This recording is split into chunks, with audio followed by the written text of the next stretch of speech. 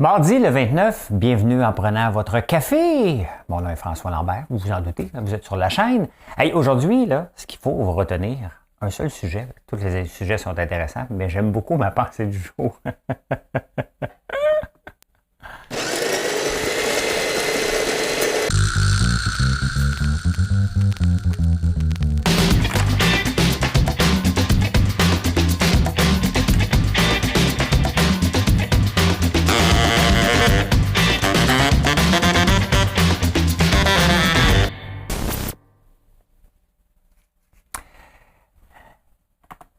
Mesdames et messieurs, 2ELGBTQI+, voici l'énigme du jour. L'énigme du jour, en 1942, mettez-vous dans l'époque, OK? Il y a la guerre. Et on décide de rationner ce produit aux États-Unis. Je vais vous montrer. À la fin.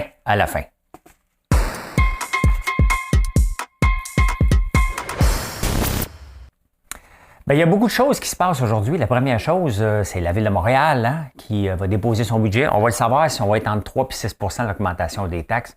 Écoutez bien toutes les excuses qu'on va donner. Là, ils ont dit que la STM n'arrivait pas à boucler son budget et qu'ils vont devoir rationaliser, en tout cas, ralentir le service.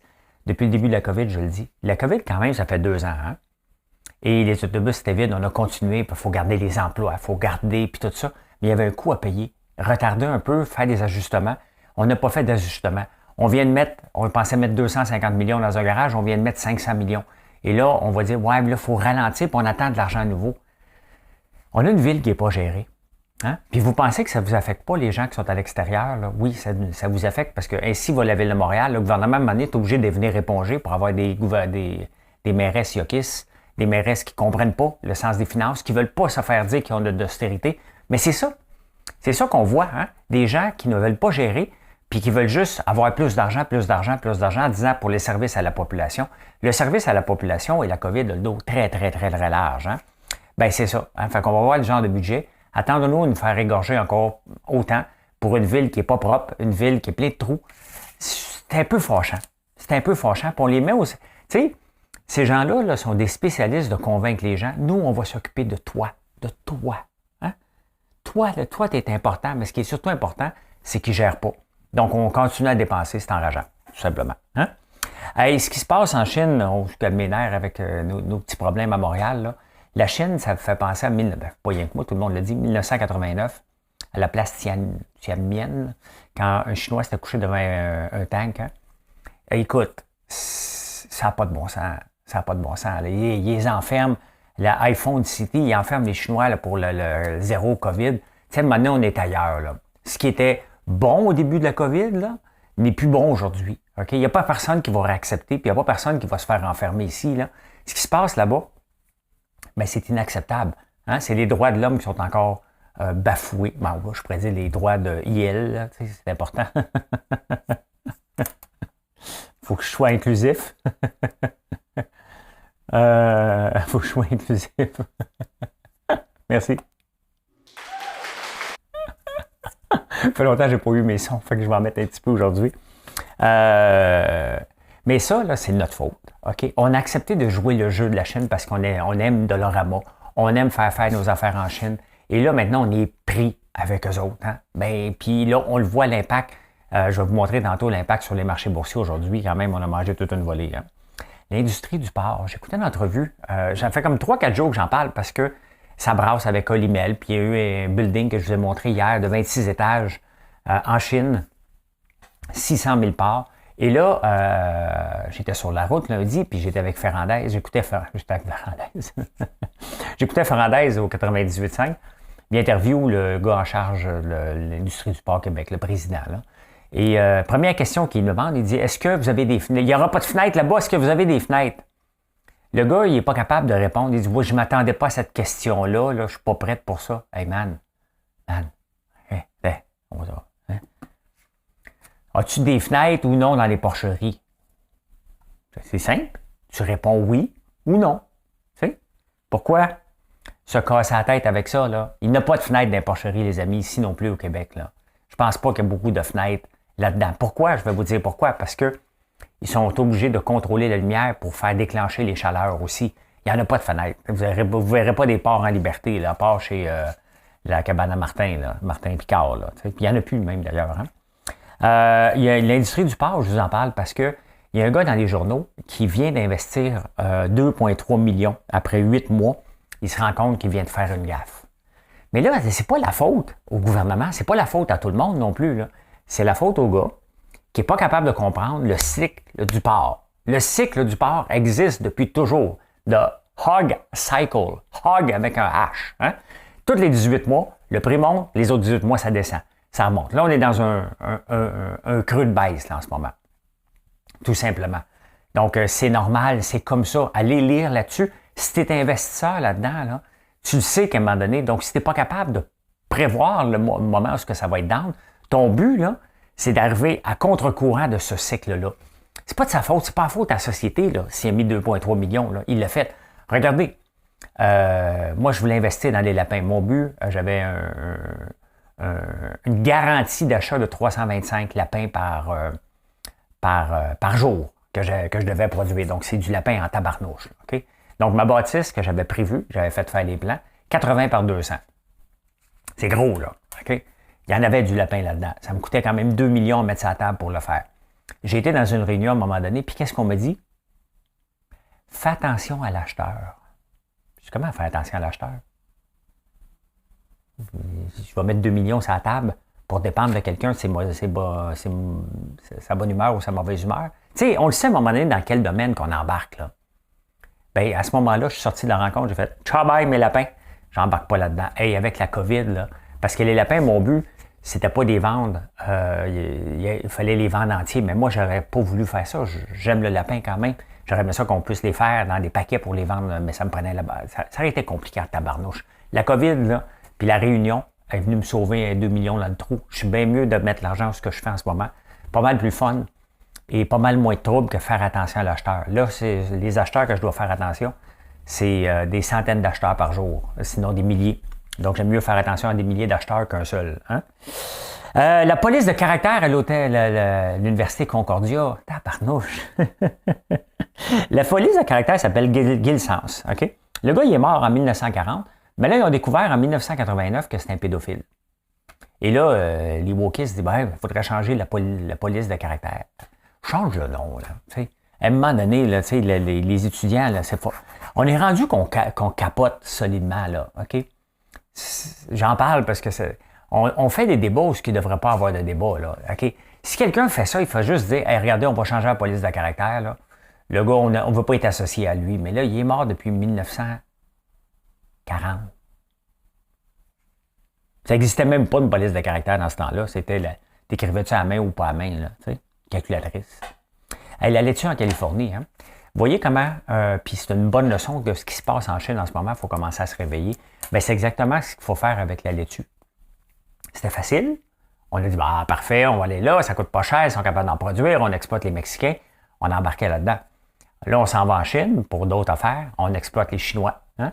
On exploite après ça les gens au Bangladesh. Là, on se rend compte que pas Gildan, mais Canadian Tire, Home Depot, en tout cas une grande entreprise, je ne veux pas la nommer, là, je ne sais plus laquelle, sous-payait, je pense que c'est Canadian Tire, sous-payait les gens au Bangladesh. Bien, c'est ça. Hein? On va avoir des affaires pas chères, mais ce qu'on n'accepte pas ici, on l'accepte dans un autre pays pour que ça coûte pas cher. Bien, à un moment donné, il faut se réveiller. Je ne dis pas de revenir à faire ici. Être trop protectionniste, ça s'appelle la Corée du Nord. Hein? On fait juste pour nous autres et pour nous autres, puis regardez comment c'est un peuple qui est pauvre. Oui, il y a la mondialisation, mais pas à tout prix, puis il faut regarder comment on peut revenir à faire des affaires ici. La laitue, en ce moment, ça n'a pas de sens. Mais c'est ça, on dépend d'un État et il y a eu de la sécheresse, une couple de maladies, puis bingo. Hein? Le FMI, tous les pays du monde là, sont aux prises avec l'inflation. Et il y a plusieurs pays, entre autres l'Angleterre, qui dit, là, les salaires, calmez-vous les nerfs avec l'inflation, parce que la Ville de Montréal, c'est exactement ce qu'elle veut faire. Hein? Elle veut baser son taux d'augmentation des taxes foncières basé sur l'inflation. Non, on ne peut pas faire ça. Là. Okay? Parce que l'inflation est temporaire. L'augmentation des salaires va être permanente. Et on ne pourra jamais rattraper ça, c'est impossible. Donc, il ne faut pas s'attendre, en tout cas, ceux qui le font sont inconscients et c'est tout le peuple qui va payer. Oui, OK, Mais si on veut régler l'inflation, c'est pas en ajoutant de l'inflation qu'on va la régler. C'est en donnant, puis l'affaire, là, c'est méchant, là. C'est méchant l'affaire. Mais il y a une seule solution pour régler l'inflation. C'est de couper le pouvoir d'achat des gens, tout simplement. Pourquoi il y a de l'inflation? C'est que les gens achètent en se disant, demain, ça va coûter encore plus cher, donc je vais l'acheter tout de suite. Ils l'achètent, demain, le prix augmente, ils disent, demain, ça va coûter encore plus cher. Et c'est une inflation qui s'en vient comme ça. Donc, la seule façon de régler ça, c'est pas en donnant de l'argent comme le chèque qu'on va avoir, c'est de couper le pouvoir d'achat. C'est méchant, là, mais c'est comme ça. Donc, si les entreprises sont pas capables, puis le gouvernement n'est pas capable de se calmer, puis les grandes entreprises, puis les syndicats, on va se reprendre ailleurs avec l'augmentation des taux d'intérêt. Puis là, c'est les familles avec des maisons qui vont payer le prix. Là. C'est ça, là. Hein?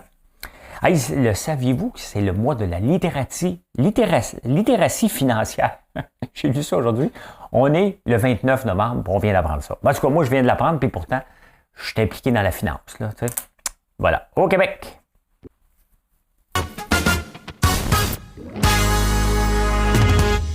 Je m'étais ennuyé de mes transitions. Pénurie de main-d'œuvre. Hein? Et ça, c'était prévu. Là, on voit des gens qui ont 16 ans qui lâchent l'école pour aller travailler à 21$ de l'heure. Ben, c'est bien évident. Hein? C'est bien évident que ce genre de situation-là, ça reste l'exception, là, mais qui était pour arriver, c'est sûr. Là. Et est-ce que c'est le rôle de l'employeur? L'employeur il est en pénurie de main-d'œuvre. Quelqu'un vient travailler, il va le prendre. Là, il va le prendre, tout simplement. Là. C'est une histoire de parents. Je vous raconte une anecdote. Quand j'étais plus jeune au cégep, j'étais allé passer une entrevue chez Yellow Chaussures, et le salaire minimum était à 4$ de l'heure. Et le gérant me dit, « Toi, t'en viens-tu travailler à temps plein ou juste pour l'été? » Ben, je dis, « C'est quoi la différence? » Ben, il dit, « Si t'es étudiant, c'est 4$ de l'heure. Si tu travailles à temps plein, c'est 6,80. » On m'applaudit tout de suite. Merci. J'ai dit, moi, l'école finie. Fait que j'ai eu 6,80. J'ai continué après ça pendant 2 ans. Merci. Le travail en chambre commence aujourd'hui. Est-ce que le PQ sera là ou non? Hein? Parce qu'ils n'ont pas prêté serment, donc ils ne peuvent pas rentrer en chambre. Et j'écoutais des entrevues autant à Radio-Canada qu'au 98.5 lundi sur la route. Et ça me fait rire. Hein? Parce que le PQ veut que Duhem ait de la place. Hein? Parce que les autres, ils veulent revoir le pourcentage, bien entendu. Mais ils ne veulent pas rentrer en chambre. Donc, c'est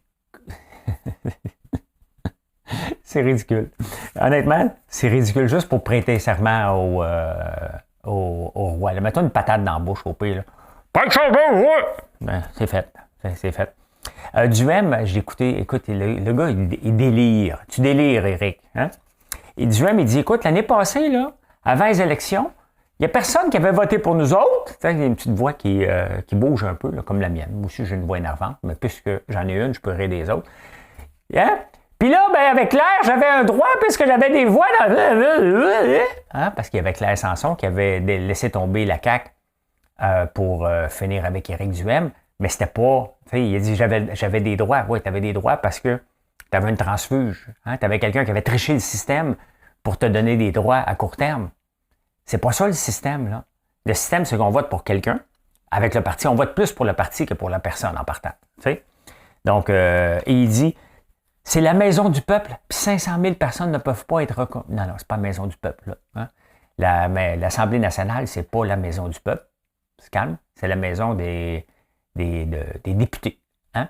Donc, si t'es pas député, t'es pas d'affaire là. Je ne sais pas si François Legault va plier. Perso, je ne plierai pas parce que après ça va être un autre parti. Puis c'est pas ça, là, les règles du jeu. Les règles du jeu, c'est à l'Assemblée nationale. Si Éric voulait un seul place, là, au lieu de courir la province là, puis aller chercher, il est allé chercher 500 000 votes pour avoir 1,71$ par vote. C'est ça qu'il est allé chercher, Éric. Il aurait pu tout mettre son emphase dans son comté, puis aller gagner. Il aurait eu moins d'argent. C'est ça qu'Éric Duhem a fait. Il sait qu'il a fait ça. Hein? Puis après ça, il nous prend pour des imbéciles. Il aurait aimé ça rentrer. Mais c'était plus important pour lui d'aller chercher 500 000, puis après ça, de rentrer par la porte en arrière. C'est un hypocrite, là. C'est ça que c'est, Éric Duhem, là. C'est ça qu'il a fait. Maintenant, arrête de broyer, puis passe à autre chose. Là. Ton pari n'a pas marché. Et ça m'amène à vous parler de Paris. Hein? Pas Paris, la ville. J'écoutais Alexandre Leduc de Québec solidaire à radio, puis il dit il veut augmenter le salaire minimum, bien entendu. Hein? 15 piastres de l'heure, c'est de la fin. Ça, maintenant, c'est 18 piastres de l'heure que ça prend. Et regardez ce qu'il a dit. Puis là, on va vous parler d'en face. Tiens, c'est mon show, j'ai le droit de faire ce que je veux.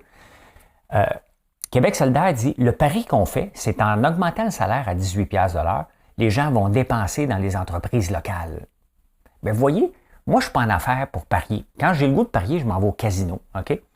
Sauf que ce que j'ai aimé quand même, il a dit, bien, il va falloir donner une mesure transitoire. Moi, si le gouvernement veut monter le salaire de 15 piastres à 18 piastres, ça n'arrivera pas. Mais s'il voulait, l'augmentation du salaire minimum, on va se le dire, là, c'est une taxe aux petites entreprises qui ne peuvent pas payer le salaire plus élevé. Il n'y a personne, on aimerait tout ça payer tout le monde 25-30 piastres de l'heure, là, tout le monde. OK? Mais c'est pas possible. OK? C'est pas possible. Là, vous allez me dire, hein, toi, non, j'ai pas grand monde à 15 piastres de l'heure. OK? Donc, si j'en ai, ils ont 12 ans puis 13 ans puis ils commencent à travailler puis j'ai pas de gêne à donner le salaire minimum à quelqu'un qui a 13 ans. OK? Mais il dit, le pari qu'on fait, bien, c'est drôle, moi, je suis pas en affaires pour parier. OK? Et c'est ça la différence entre un politicien et un entrepreneur. Eux autres font des paris en disant, ça marche pas, mais on s'en balance parce que nous, on a notre salaire. Moi, si on me demande de 3 piastres puis je peux pas augmenter mes prix, parce que c'est comme ça, là. Si on augmente mon salaire de 3 piastres de l'heure en moyenne, ben 3 piastres c'est 75, il faut que j'augmente mes prix. Si en montant mes prix, je dépasse la juste valeur marchande puis vous achetez plus, je fais quoi? Hein? C'est pas juste ces 3 piastres qu'on va avoir du gouvernement. C'est l'impact sur le chiffre d'affaires si on est obligé de monter nos prix parce que les prix, on va être obligé de les monter à la fin. C'est peut-être pas dans un an, dans 2 ans, même à un moment donné, le 3 piastres de l'heure, qui est quoi? 3 sur... J'ose plus calculer, parce que Sylvain va me dire que je ne sais pas compter. Faites le calcul, c'est quand même une méchante augmentation. Bien, il faut prendre ça, puis augmenter tous les produits du même niveau. Donc, si c'est 20 il faut augmenter tous les prix de 20 Êtes-vous prêt à payer? La réponse est non. Donc, non, Québec solidaire, je ne suis pas dans un pari, moi. De loin de là. Loin de là.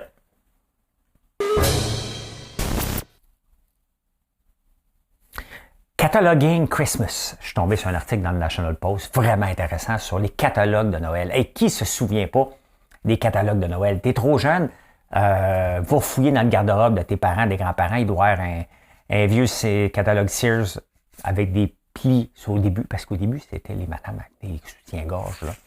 C'était écoute, c'était notre éducation presque sexuelle de jeunes personnes de voir de voir ça. Hein? Les catalogues, tu sais, j'ai pensé en faire un. On a fait un catalogue au début de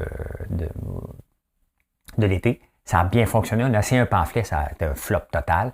Les catalogues, puis je l'avais déjà lu, fonctionnent. Ça fonctionne, les catalogues, si tu es déjà client. Là, je vous amène tout de suite. Si tu es déjà client, un catalogue fonctionne déjà. Donner un catalogue alors que tu n'as jamais été client, c'est plus tough. Hein? Là, je regarde le catalogue ici parce que Item in Sears Catalogue. On va regarder ça ensemble. Je vais vous juste... on va regarder quelque chose vite fait, puis je vais vous raconter. Tu peux avoir la pilule féminine contre les weak women. Hein? For all... tu peux avoir ça. On va continuer. Vegetable Cures, Female Weakness. Il y a beaucoup de femmes faibles. Hein? 18 $, Giant Power Edelberg Electric Belt pour avoir des abdos d'acier. Hein? Tu avais 18 piastres. C'était en quelle année? Je ne le sais pas. Quand même, ça ne doit pas être donné. Tu avais de la fourrure dans ce temps-là. Pas de niaisage avec la fourrure. Regardez, tu pouvais avoir d'une reine. Quand même, c'était pas donné. Là, 895 piastres. 4,98. Oh, pas cher, un peu. Non, 4,95. OK. Mother Merchandise. Ben oui, c'est ça. Maternity Outfit. Les madames avaient des corsets hein, dans ce temps-là. Tu peux acheter un Sears Mother Buggy. Donc, un auto. 395 piastres. Speedy, Economical, Noiseless, Durable. Pas moi, c'était la batterie, ça. Ouais, we built it. Il faisait ça, Sears. Saving Plan, tu peux acheter une maison aussi. Ils vendaient tout. Des poulets, 12 cents chaque. Des guns. Hein? Des pantalons à pattes d'éléphant. C'était revenu à la mode. Marilyn en a. Hey, regardez. Un VCR. 885 piastres. C'est des débuts des années 80, là. Jusqu'à 2881. Hein? Il y a les téléphones cellulaires aussi. Quand même, hein, il y avait de tout sur Sears. Hein? Sears. C'était le passeport pour le rêve, les catalogues. Hein? Ça nous permettait de rêver. Ça permettait aussi, sans blague, aux gens des régions de se sentir partie des grandes villes. Parce que pour une fois, ils pouvaient avoir accès. Parce que, écoute, c'était gros, là. Regardez, la Baie a lancé son premier catalogue en 1881. Après ça, il y a eu Woodward en 1897 jusqu'en 1953. Sears, lui, il appelait ça aussi à un moment donné un wish book. Hein? De 900 pages, le catalogue de Sears. La fin est en 2016 que ça a terminé. Vraiment, là, le catalogue de Noël. Je ne sais pas si on va revenir à ça, mais c'était la plus grande gaffe de Sears. Je pense que quand quelque chose fonctionne, puis on le voit, hein, je vous ai parlé dernièrement de la génération Z voulait revenir les habits des grands-mères, tricoter, même manger le Tupperware, ils s'enlignent vers cette génération-là. Je pense que le catalogue fonctionnerait. En tout cas, moi, quand je l'ai essayé avec des gens qui l'avaient déjà mes produits, donc quand je leur donnais un catalogue, bien, les reorders étaient plus rapides et ça, c'était prouvé. L'envoyer à large, ça ne marche pas cependant. Hein? Donc, c'est pas comme ça que tu vas acquérir un client. Mais si tu as déjà un client et il y a le catalogue des mains, ses chances de recommander plus rapidement sont très grandes. Donc, probablement que l'année prochaine, on va revenir avec ça. Hein? Intéressant.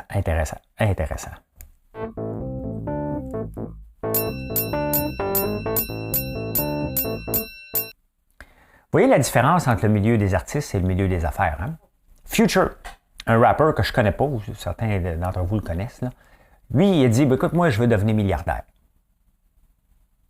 Imaginez-vous que je dirais ça. Moi, je vends des popcorn puis des savons, je veux devenir milliardaire. Vous allez perdre le respect. Hein? Vous allez dire, ouais, mais c'est parce que tu fais de l'argent sur notre dos à ce moment-là. Hein? Vous allez perdre le respect, surtout au Québec. Donc, vous voyez comme ces deux poids, deux mesures, ben, moi, ça ne fait même pas partie de mes plans de l'être. OK? Donc, ce que je veux, c'est de bâtir une entreprise qui ait de la croissance, que tout le monde peut bien en vivre, que j'en retire un petit bénéfice et que je ne suis pas obligé de mettre de l'argent dedans. Moi, si tout ça est rencontré, là, mon but de faire bien de l'argent est passé. Je ne suis pas dans le mode d'en perdre non plus, mais si on est en train de bâtir quelque chose, qu'on fait travailler notre région, puis que je mets l'érable et le savon de brebis et le miel en évidence au Québec, moi, j'ai fait ma job. Je ne suis plus en état d'aller chercher des millions supplémentaires, ça ne m'intéresse pas pantoute. Sincèrement, là, je suis vraiment sincère. Je ne suis pas là dans ma vie du tout. Je veux juste pas en perdre. Ça, on s'entend, là. Et le vin du Québec va se vendre plus cher cette année. À cause de quoi? À cause d'une mauvaise saison. Hein? Vous voyez comment? Ils n'ont pas dit on va faire de la qualité. Ils disent une mauvaise saison, on va vous charger plus cher. On a une mentalité au Québec de repasser nos factures constamment de notre mauvaise compétence ou d'accepter qu'il y en a moins. Et si tu vas avoir le même revenu, j'espère que les Québécois qui achetaient, supposons, une bouteille de vin à 20$, puis on veut la vendre 25$, qu'on ne l'achètera pas. C'est pas comme ça que ça marche. On va bien encourager les Québécois, mais on n'a pas à payer pour Dame Nature. On paye un vin parce qu'il est bon. Hein? Regardez, mon gars a mis du café dans ma cafetière, puis c'est pas le café c'est pas le mien. Il goûte pas bon. Okay? C'était un café que j'avais testé, que j'aurais dû jeter aux poubelles. Il l'a mis, fait que là, je suis obligé de jeter tout le café. Parce que ça goûte pas bon. Ça m'énerve. Fait que, la vie est trop courte pour prendre un mauvais verre de vin. J'aime mieux pas en prendre que je ne paierai pas plus cher pour quelque chose parce que, ouais, la mauvaise saison, ça marche. Je sympathise, mais ça marche pas comme ça. C'est pas comme ça la vie, là. Il y a la capacité de payer et la qualité. On paye un vin pour la qualité, tout simplement. Hein? Creuser la dette publique pour contrer l'inflation et la récession. Le Fonds monétaire international, qui est comme la police de tous les pays au point de vue des finances, là, avertit tous les pays, calmez-vous les nerfs. L'Angleterre est en train de le faire. On est en train de le faire ici aussi. Hein. Trudeau le fait.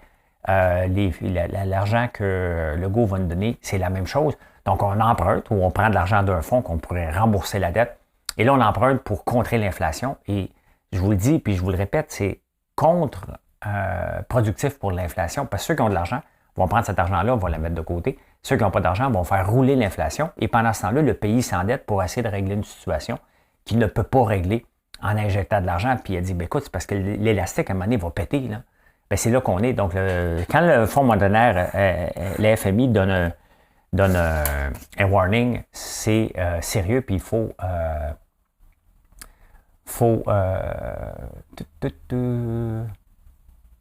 un peu, j'ai quelque chose à vous montrer qui est vraiment intéressant. Wilson and Dorset. Je vous parle J'aime beaucoup le mouton, j'aime beaucoup le lait de brebis avec tout ce qu'on fait. Et je voulais avoir une usine de transformation des produits de brebis. Et je suis tombé sur une compagnie qui s'appelle Wilson and Dorset en Nouvelle-Zélande. C'est en Nouvelle-Zélande ou... oui, c'est en Nouvelle-Zélande. Et sincèrement, c'est vraiment fantastique ce qu'ils font. Eux autres utilisent que de la laine. Hein? Bien de la laine, regardez, pour faire des coussins. Hein? Pour faire... Il y a des oreillers aussi au Salon des métiers d'art. Je pense que je vais aller voir. Il y a toujours un oreiller, je vais aller voir aussi. Ça fait 130 ans qu'ils font ça. Et je trouve ça vraiment fantastique. T'sais, quand on veut se lancer dans un marché, il faut quand même regarder ce qui se passe à travers le monde. Et c'est exactement ce que je fais constamment de regarder. En même temps, je me suis dit, bon, qu'est-ce qu'on fait au Canada? Hein? Find Futures on Floor pour faire des tapis ici. On fait faire nos tapis en Inde un peu partout, mais on peut les faire en laine ici aussi. Donc, le marché de la laine est sous-exploité. Et souvent, ben, les gens, c'est pas payant, la laine. Donc, il faut aller dans la transformation. Mais, tu sais, on parle tout le temps de grands projets. Tu sais. Et la laine, ça me fait rire parce que PETA, la semaine passée, l'organisme de protection des animaux, disait faut arrêter d'exploiter la laine des moutons. Là.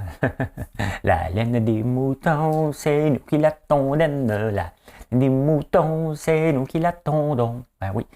Faut arrêter d'exploiter les moutons. Et pourtant, c'est une ressource renouvelable. Il faut la couper à toutes les années.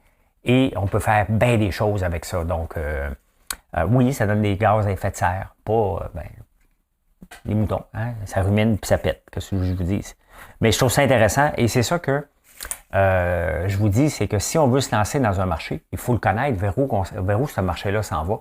Et moi, je lis là-dessus constamment. C'est peut-être juste dans 2-3 ans que je vais reprendre l'idée de l'usine de transformation de la laine et d'en faire des produits, mais au moins je sais qu'est-ce qui est les tendances mondiales et qu'est-ce qu'on peut faire. Puis encore là, les éleveurs de moutons ne savent pas quoi faire. Donc, on parle de ce café équitable à l'occasion, qui n'est pas si équitable que ça. Moi, quand c'est équitable, ça vient d'un autre pays, j'ai toujours de la misère un peu. Soyons équitables ici. Hein? Faisons des produits, puis redonnons une partie des profits aux éleveurs de moutons qui ne savent pas quoi faire, puis ça leur donnerait un vrai revenu pour qu'on augmente. C'est pas juste la viande qu'il faut regarder, il faut regarder aussi autre chose. Les marchés boursiers.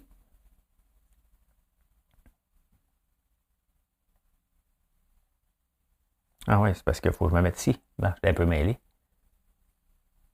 Bon, ça a pris du temps. Regardez le Dow Jones qui a planté. Il a planté, puis beaucoup à la fin de la journée, quand vous voyez la grande barre rouge. Là. Pourquoi? La Chine. Hein? La Chine, avec leur anti-COVID, impacte les marchés boursiers. Donc, tu sais, même si c'est là-bas, c'est que ce pays-là est tellement fort, on dépend tellement de lui, puis on dépend d'un... Il faut arrêter ça. Hein?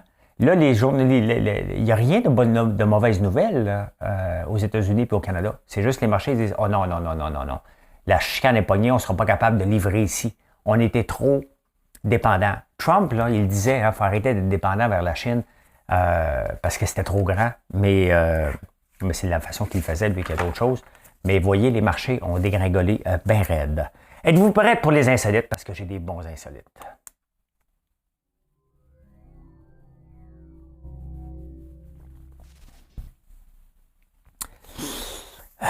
Les sœurs et les célestes qui croient en Jésus, bouchez-vous les oreilles. Une étude de l'université Cambridge, ils en font un tabarnouche des études eux autres. Hein? Beaucoup sont très sexuels, je vais vous dire tout de suite après pourquoi. Ben, Jésus serait un transsexuel.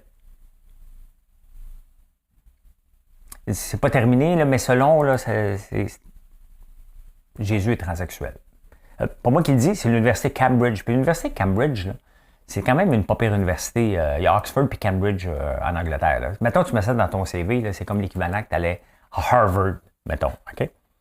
L'université du Cambridge, selon, ils ont fait un sondage. Puis attends un peu. Jésus qui est transsexuel, c'est pas n'importe qui, c'est le doyen. Hein?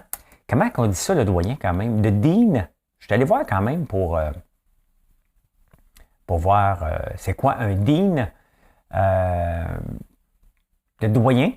La définition, le doyen de l'université, un titre de la dignité, le doyen de dame, attends un peu. Titre de la première dignité dans les facultés de l'université. Doyen de la faculté des lettres, médecine. Donc, le plus ancien en âge. Tu sais, comme ici, je pense que je sais c'est qui le doyen. Je sais pas c'est qui la doyenne. Je pense que je sais c'est qui le doyen. Donc, ouais, c'est lui qui a dit ça, que Jésus serait un transsexuel. En parlant de cette université-là, ils ont fait un sondage. Êtes-vous hétéro? Êtes-vous bi? Êtes-vous gay? Hein? Sur 1000 étudiants, il y en a 49,7 qui ont dit qu'ils étaient hétéros. 11,9 qui sont gays. Et 29,7 qui sont bisexuels. Y en a-t-il des plurisexuels? J'aime toujours ça la placer. Je sais. Je vous décourage. Regardez, j'ai été encore sur une page de Sears parce que j'ai fait beaucoup de recherches là-dessus. C'était Roy Rogers Gifts, hein? Quand les jeunes pouvaient avoir des guns pour tirer sur des gens. Là, tu sais. Ben, c'est encore permis, là, mais regardez ça, la photo. C'est épouvantable. Hein? Les deux enfants.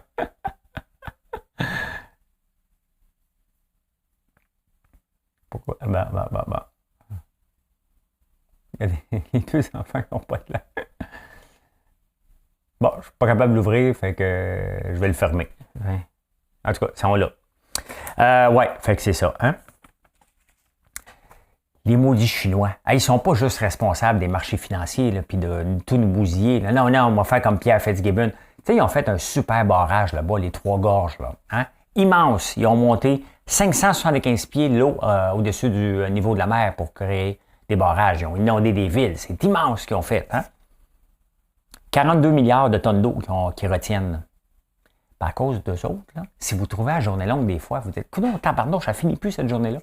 À cause d'eux autres, la NASA a calculé qu'à cause de ce barrage-là, parce que c'est tellement haut au point de vue gravité que ça a ralenti la journée, ça a accéléré la journée de 0,6 microsecondes. C'est pas beaucoup, vous allez me dire, mais quand même, un seul barrage peut affecter quand même la journée comme ça. Hein?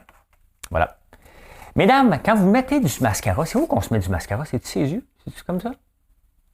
Avez-vous remarqué quelque chose? Vous remarquerez, là, je ne sais pas si vous le saviez, mais il y a une étude encore qui a regardé et essayez de le faire à la bouche fermée. Ça ne marche pas. Hein? Ça ne marche pas du tout. Donc, essayez, c'est la même chose. C'est parce que lorsqu'on fait ça comme ça, on ne veut pas bouger. Hein? Donc, en faisant ça, notre bouche, elle ouvre. Marilyn, mets du mascara!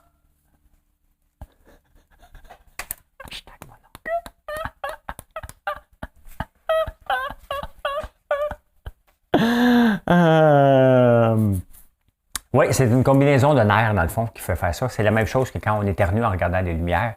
C'est pas tout le monde qui ça arrive, mais moi, ça m'arrive. Hein? Hier, il est arrivé quelque chose quand même. Regardez ça. Un avion pogné dans un poteau électrique. Je ne sais pas comment ils en sont sortis, là, mais regardez ça, l'avion a été frappé un poteau électrique puis est resté planté là, avec les fils tout au courant. Les deux personnes qui étaient dans l'avion sont encore vivants. Ils ne pouvaient juste pas sortir de l'avion, quand même. Hein? C'est quoi la nuit parfaite? La nuit parfaite, là, c'est pas une nuit avec Marilyn. Là. Arrêtez, là. C'est une nuit avec Marilyn! Non. Une nuit parfaite, là, c'est tu te couches à 22h avec une tasse de thé et un pyjama confort. Les études ont dit que si tu prends ces trois choses-là, tu t'en vas te coucher, tu risques d'avoir une nuit parfaite. Hein? Voilà. Hein? La différence entre les hommes et les femmes en couple, encore une autre étude. Moi, je suis prête pour la guerre des clans. Je suis juste seul. Un homme en couple va mentir 6 fois par jour et la femme en couple 3 fois par jour. Hein? C'est sûr que ça lui demande tout le temps, je suis correct? Hein? Je suis correct, bébé? Oui, t'es correct. Je suis en train d'écouter une série italienne sur Netflix. Je n'ai pas le nom, mais on va le retrouver. Là. Mais elle vendait des produits amincissants en Italie. Et elle disait, t'as-tu le goût de coucher avec un éléphant dans ton lit? Quand tu l'as marié, elle pesait 110 livres, puis maintenant elle est rendue un éléphant. C'est épouvantable. Les années 70, les premiers TV. Donc oui, ça a l'air qu'on vend 6 fois par jour. On est une gang de menteurs. C'est ça qu'on est.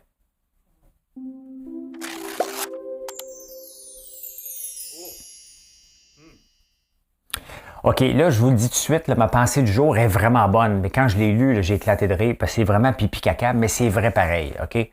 Je m'excuse, là. M'excuse, mais une start-up, c'est comme un pet. Si tu forces trop, c'est sûrement... Je vais regarder ça. OK. Une start-up, c'est comme un pet. Hein? Si tu la forces trop, c'est sûrement de la merde.